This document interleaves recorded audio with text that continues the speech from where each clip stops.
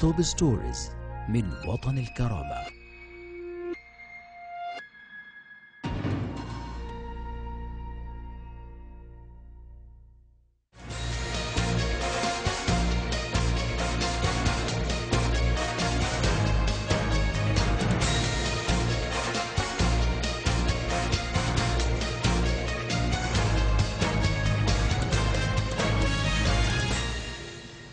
Hello, welcome to Watan al-Karama News Service. It's 9 p.m. our time for top stories, and we start with latest updates from Libya. Commander-in-Chief of Arab Libyan Armed Forces General Khalifa Haftar visits the Republic of Chad.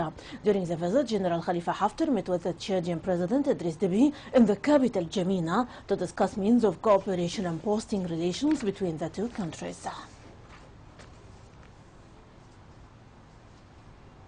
A source in Derna city confirmed that terrorist Daesh leader Hamza Salim Atiyah Habil was founded. The source noted that Habil was killed by young men in the city, adding that he was arrested last Friday while he was transferring food and supplies to the terrorist group. The source added that he was founded near the former General Security Directorate next to Harish Hospital in the city.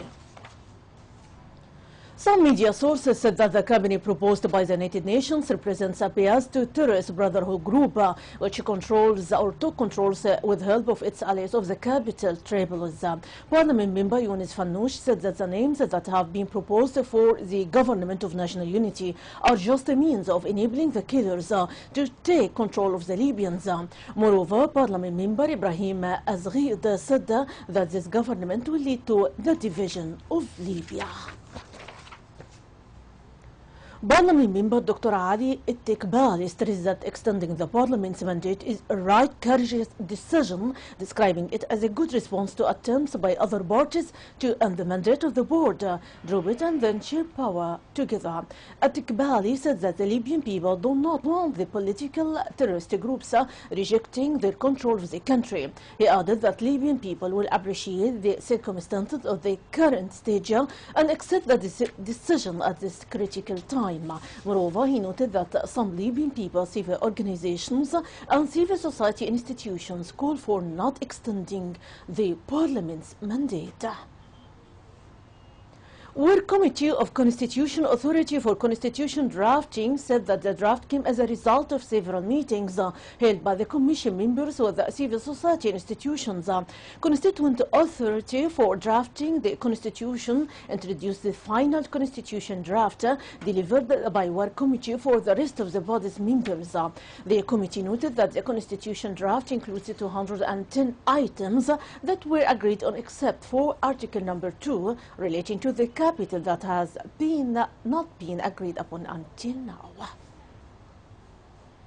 And still in Libya, Libyan Permanent Ambassador to the United Nations, Ibrahim al-Dabashi, warned of abuse of Security Council resolution on addressing the smugglers of migrants of the Libyan coast. Al-Dabashi noted that methods of addressing the issue of migrant smuggling and human trafficking may increase the flow of migrants and help smugglers to get more money. Moreover, he stressed the need to deal with the smugglers and human traffickers in the Mediterranean in accordance with the international law, particularly the principles of respecting sovereignty of all states and non-interference in the internal affairs.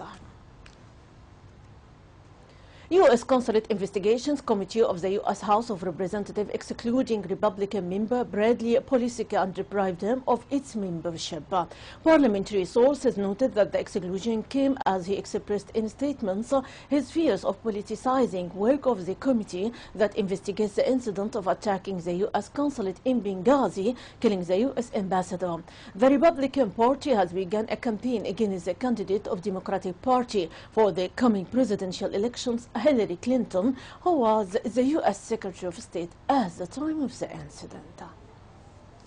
And now we transfer to the Arab arena, especially Iraq. The Iraqi Air Force struck a convoy of terrorist Daesh leader Abu Bakr al-Baghdadi in western Anbar province close to the Syrian border today, a military statement said today. The military said the fate of the militant leader, who has declared himself the leader of a caliphate in areas his hardline group controls in Iraq and Syria, is unknown.